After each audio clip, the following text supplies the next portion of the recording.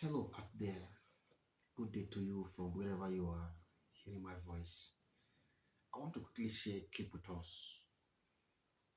A clip that I feel should be a food for thought for every one of us, Nigerians, from wherever you are across the world.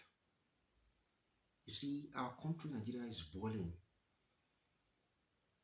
and our common enemies, our political leaders, those who mean well, our elder statesmen, both the old and the elderly, they are speaking up. What an old man sees sitting, even you that is standing will not see it. So I feel that for these men to be speaking out at this particular time, they've seen everything that is about to happen. And it's our own duty, it's our own obligation to listen to them and do the needful. And what is this needful? Vote out these common enemies of Nigeria who do not want us to progress as a nation. As this 2023 election draws closer and closer, I implore each and every one of us to use our vote to vote out these common enemies of Nigeria.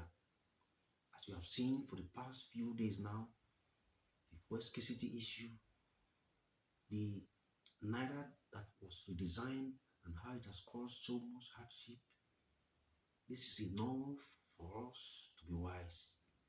For somebody like Adebanjo, a Yoruba man, to come out to tell us who and who to vote for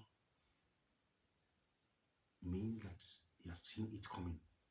And we should be prayerful and careful so that these evil men who have held Nigeria to ransom can be disappointed. Thanks, and let me leave you to watch the clip.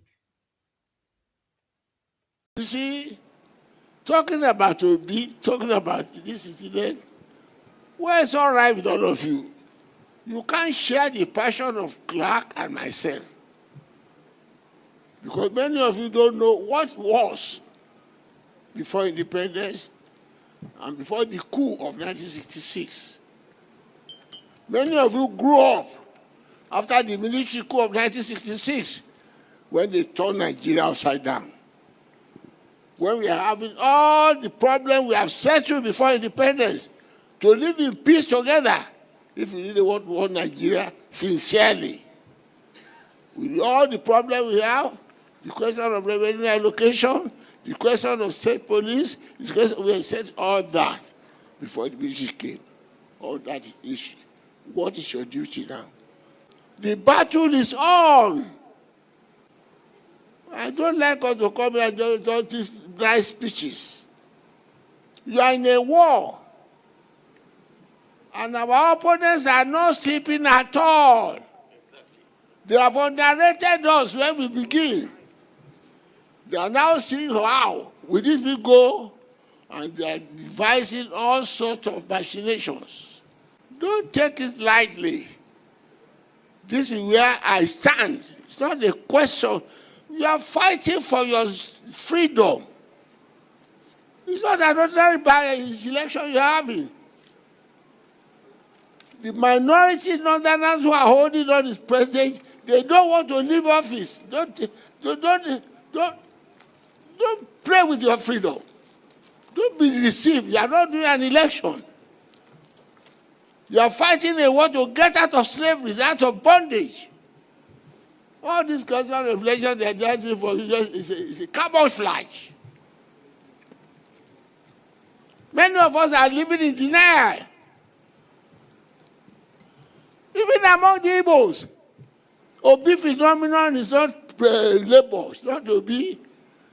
And as I often said, I'm still repeating, those of us who are voting for Labour under Obi leadership, Labour Party now is like Nadeco. All those who are there, I am not Labour. You know my background. But Obi is leading the crusade to get us from the bondage of serious oppressors who are blind oppressors. Don't make a mistake about it. They don't want to go. They don't want to live there. I went to visit somebody, prominent Yoruba man. And that I was asking Baba Iwola, he said, you don't know Baba, I haven't been here. And I said, what are you? He said, you are not to be. I said, you are gone. Only Baba, obey on the structure. Obey on the structure.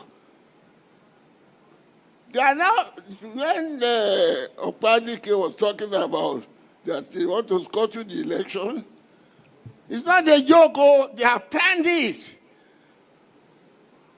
And you must all be prepared to have post-election. You will give it what it takes. And my son, your son, no, don't clap yet, Joe. It's either bend or break. If Obi does not win, forget Nigeria.